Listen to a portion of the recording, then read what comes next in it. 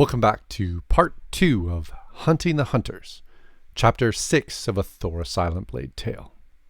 Left behind by the rushing turtle, the rest of the party prepared for the oncoming assault. Gnolls and their hunting hyenas seemed to come at them from every direction.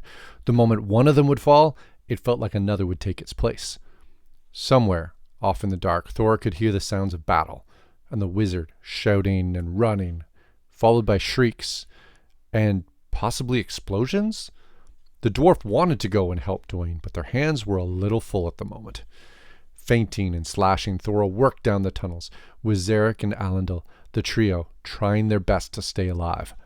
A pain surged through the soldier's shoulder as the wild-eyed creature in front of Thora bit deep.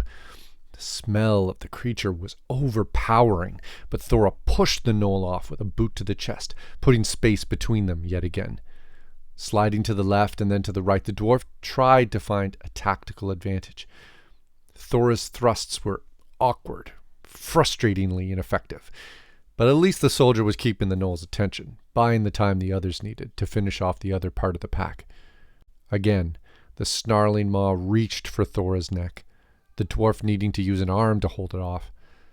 Unsatisfied, the gnoll's long tongue licked across the dwarf's armor, seeming to be tasting a future snack.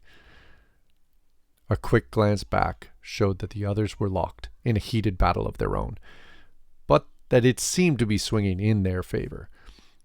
Off in the darkness, the sounds of battle meant that Dwayne was still alive, at least for now.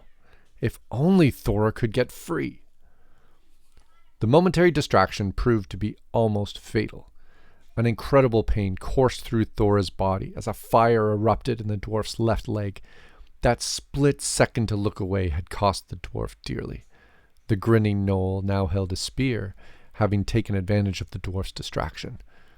Thora's own blood could be seen dripping from the tip of the crude weapon as the hyena-faced warrior cackled.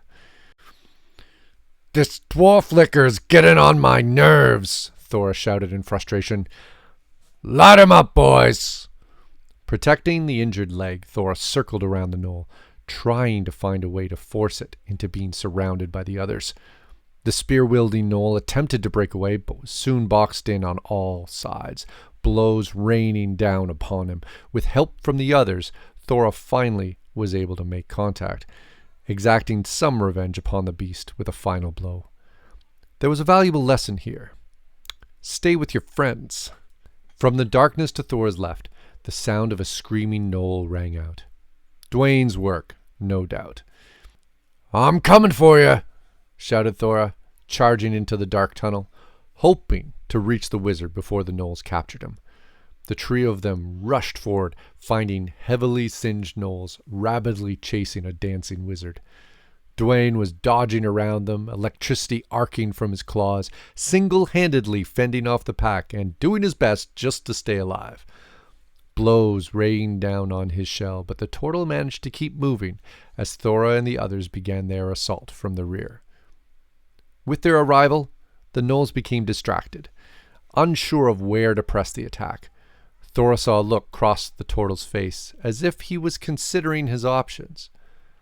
The wizard suddenly started running away, a gnoll's spear clanging against his hard shell, and then the turtle was gone, shouting something about shark tunnels and missing dwarves, and telling the others to keep moving to find the miners. It was foolish, but at least the wizard was excellent at focusing on the immediate priority.